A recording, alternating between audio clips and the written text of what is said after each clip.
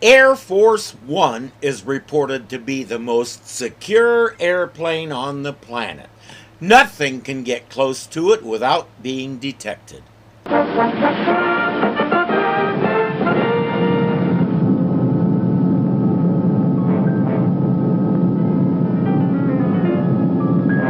Engine boosters to full power. Air Force One will soon be ours.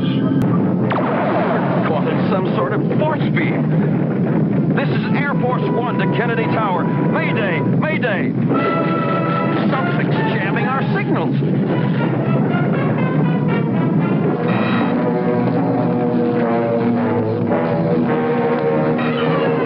Except maybe that thing.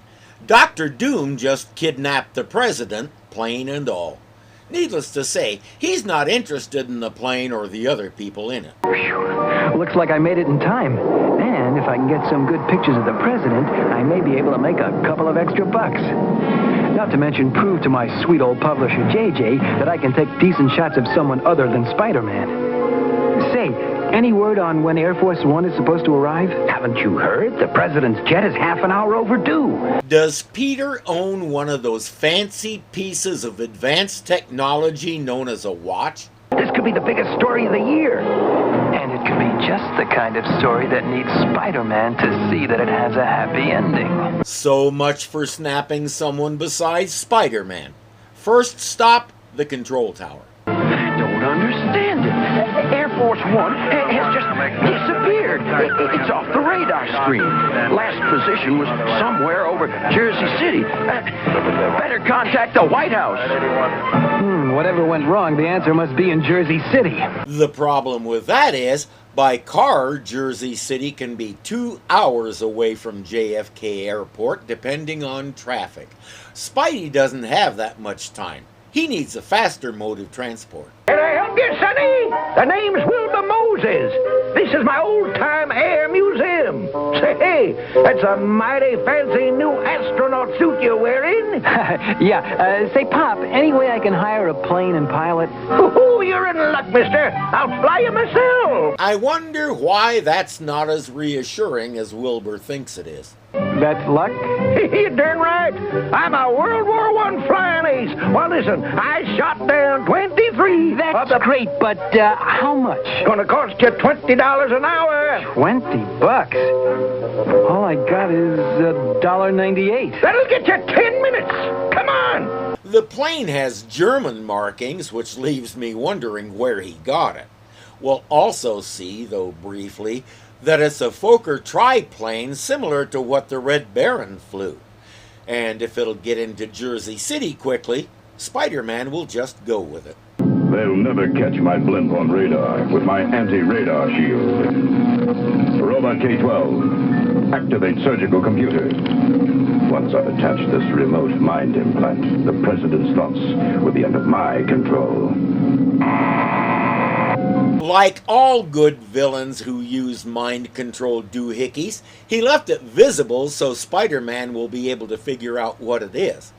1981 was a different time when villains believed in at least a little bit of fair play. Oh, my spider sense is tingling. That means danger's near. Wow, look at the size of that. It's some sort of a futuristic blimp. There's only one man I know who could create an overgrown balloon like that. Hey, Lindbergh! You gotta get me closer to that blimp! Whatever you say, Sonny! Wilbur aims to please because there's still time on the clock. Okay, Bob! Thanks for the lift!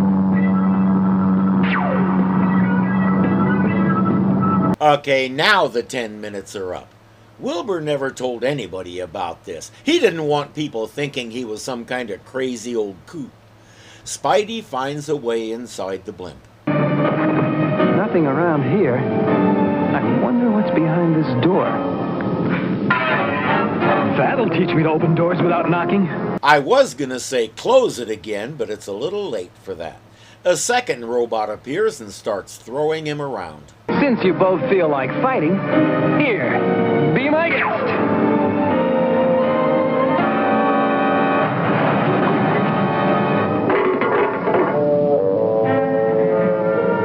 If you'll excuse me, I gotta see a man about a plane. That was new. This show is already breaking new ground with scenes like that one. Aha! Hi, the jackpot. Wrong, web swinger. You're at the mercy of your deadliest enemy. Dr. Doom. Gosh, I wish I'd brought my autograph book. For the non-Marvel folks, Dr. Doom was one of Marvel's preeminent villains. He's a scientific genius on par with Reed Richards of the Fantastic Four. In fact, they used to work together. There was an accident and Doom, yes, that's his name, Victor Von Doom, was burned beyond recognition or repair. That's why he wears the armor. He's also a head of state, though it won't be talked about today. He's the sovereign leader of a small European country called Latveria. That means he's not only evil personified with a driving need to control everything around him, he has diplomatic immunity. He started out as a Fantastic Four enemy, but over the decades, I'm pretty sure he's faced just about everybody in the Marvel pantheon. Stable, harem, whatever you call him. Your attempts at humor bore me, Spider-Man. Fortunately, I won't have to listen to them much longer. Right, Leadhead, because I'm going to stop you right here and now. You never learn, do you? Now Spider-Man is thoroughly confused. Why would Doom grab the plane and then just let it loose with the president still in it? Time for questions later. Right now, let's be opportunistic. Well, while I'm trying to figure it out, I might as well get some exclusive photos.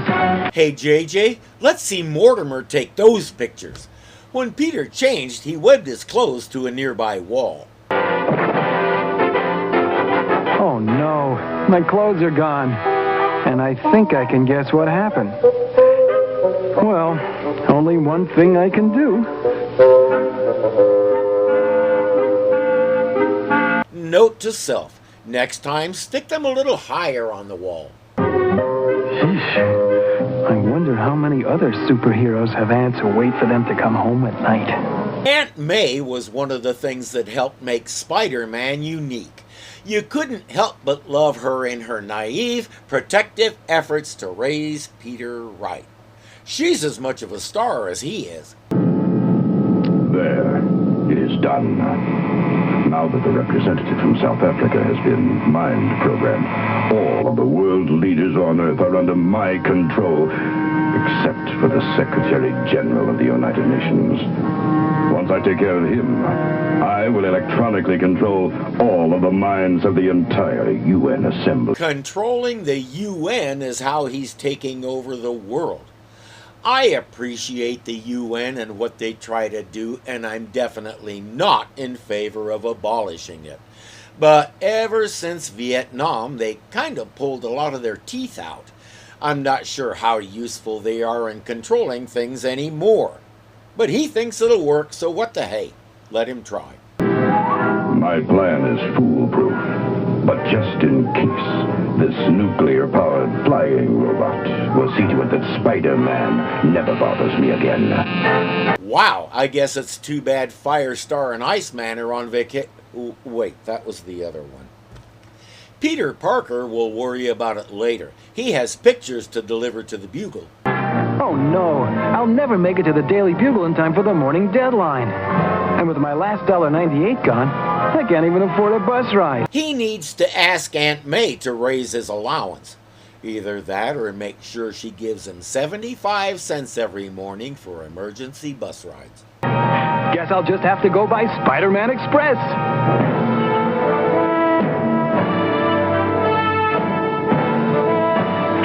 Daily Bugle dead ahead. My spider line snapped. Now what do I do? Shoot another one? That's what he usually does. Today is different. I don't know how or why, but it just is. Must be one of Dr. Doom's high-flying flunkies. Next time I want to get photos to the Bugle, I'll just mail them in.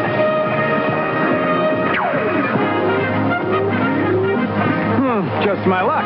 A robot with a force field. If he's that familiar with Dr. Doom, he should know that Doom puts force fields around everything. When he sits down to eat his sugar crunchies in the morning, he puts a force field around the bowl so the robots won't try to steal some.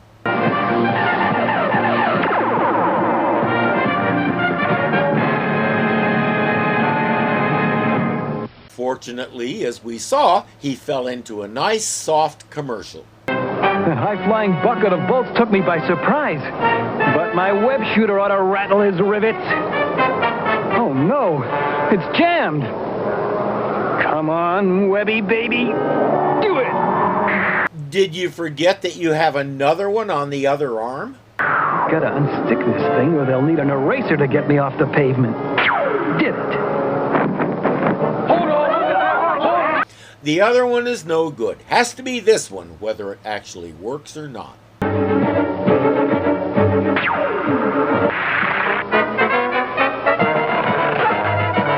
up! Doom should program his robots with better manners. He should also make them waterproof because that's all it took to put that thing out of action. On to the Bugle, where Jonah is ranting about Parker being late. How would you like to buy some photos of the president? Forget it, Parker. My other photographers beat you to it. Oh, well, I guess that means you don't want these candid shots I took of the president just after his plane disappeared last night. What? How'd you get those? Remember our bargain. I never reveal my photo secrets. Jonah has never been happy with that arrangement, but Peter kind of has him by the checkbook. And, speaking of secrets, what in the world is that thing in the back of the president's neck? Give me those photos. Now we're even for you being late. I don't think that's how that's going to work, but right now there's another problem. Betty says that they don't have any reporters to cover the UN meeting. Say, why don't I cover it, Uncle Jonah? Now, that's a fine idea, Mortimer. I'm glad I thought of it. I wish you could be more like my nephew here, Parker. He's attentive, obedient, on time. Yes, he has everything but ability. One year when I was playing Little League, the coach's son was on our team. Every game he would ask, "Dad, can I pitch?" He sounded just like that, incidentally. He always wanted the glory of being the star pitcher. He was terrible. He couldn't pitch a tent, much less a baseball. If you've been around the channel for a while, you've probably heard me say that given the chance, talent will reveal itself. That Coach's kid and Mortimer are good examples that prove the opposite is true. Given the chance, lack of talent will also reveal itself. Not to mention freaky, funky, and flaky. All right, good. You cover the UN meeting, Mortimer, and take Parker with you. You'll need a photographer. Right, Uncle Jonah. Maybe I can teach him something about good reporting.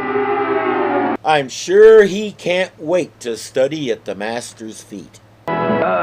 Ladies and gentlemen, I am risking my life to tell you of a grave matter which faces all members of the United Nations. And so it is with great concern that I must warn you that at this very moment there are among you... He just wasted 20 seconds telling them that he's going to tell them something. Spit it out, dude! Too bad by the time he does, it's too late. What a story! Start snapping, Parker!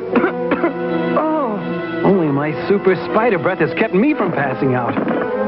They're abducting the Secretary General, and there's nothing I can do about it.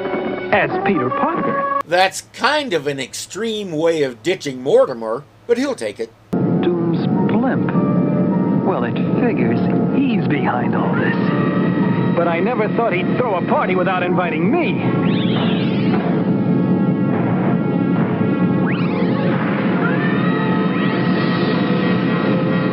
You know the average supervillain's big downfall? Lack of follow-through. He sent that flying thing to eliminate Spider-Man, but didn't pay attention to whether it succeeded or not. We see that a lot. Among other things, it's one of the most basic premises of the Adam West Batman series. Hold it right there, you walking erector sits. Matter, you forget how to say hello? You were foolish to return to my ship. Haven't you learned your lesson, Spider-Man? Start with 2 + 2, and I'll give it another try. Doom is done with this blimp, so he'll sacrifice it to get rid of Spider-Man. For where you are going, there are no jokes. With the Secretary General and myself, I have other plans. Bon voyage, Spider-Man. Thanks. I'll send you a postcard. Oh, great. As if things weren't bad enough. Look where this bag of hot air's headed. I'm trying to picture this huge deflated balloon with jet engines and other complicated stuff all over it, dangling from the statue's torch. I can't do it. Some creative web work allows Spider-Man to redirect the blimp away from dangers. Remove the sleep gas.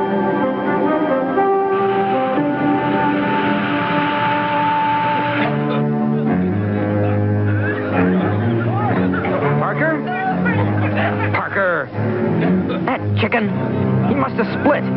The great reporter won't think to ask why Parker wasn't asleep with everybody else.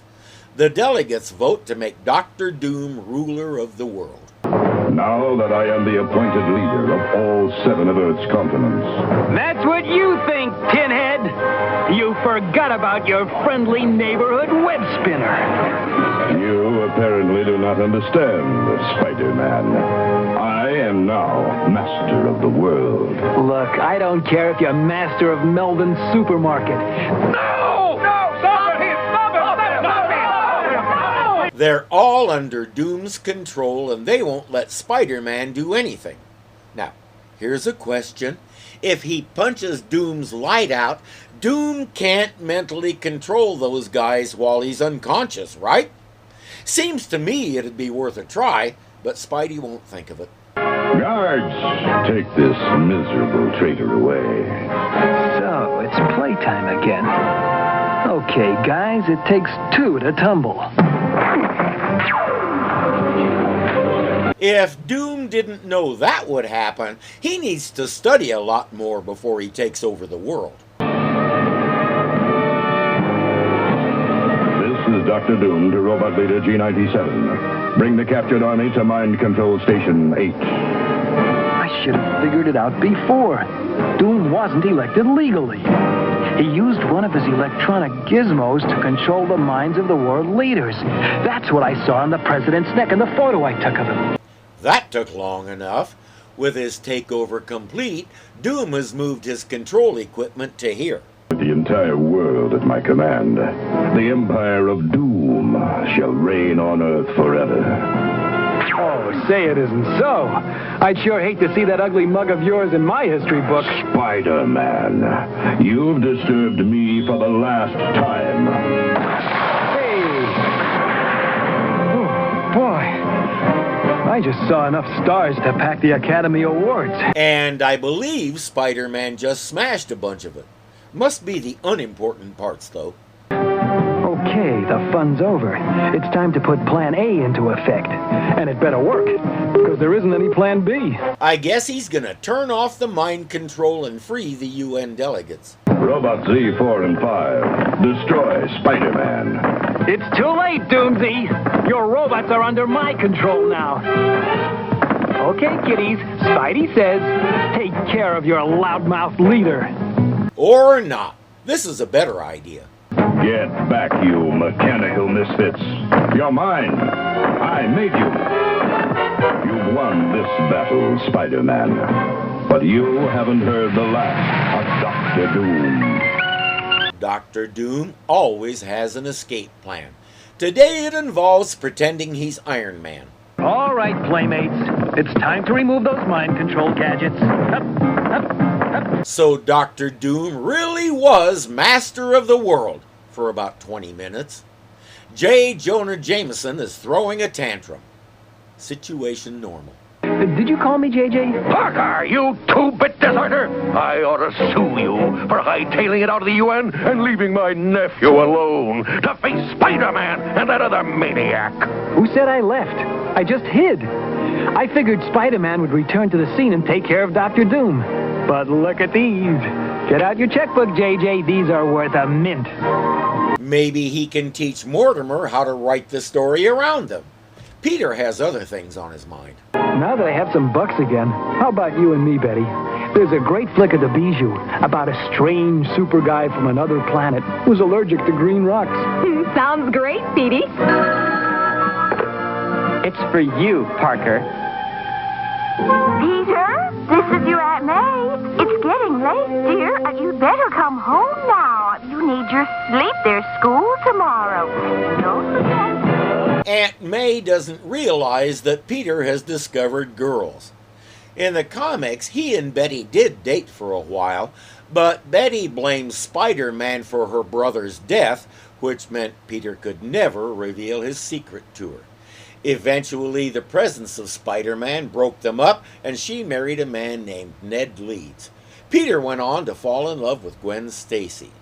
Aunt May isn't having any of it. Peter has school tomorrow, so girls will have to wait. His jammies and warm milk are ready, so he'll go home to bed like a good boy. I think Betty just learned something important.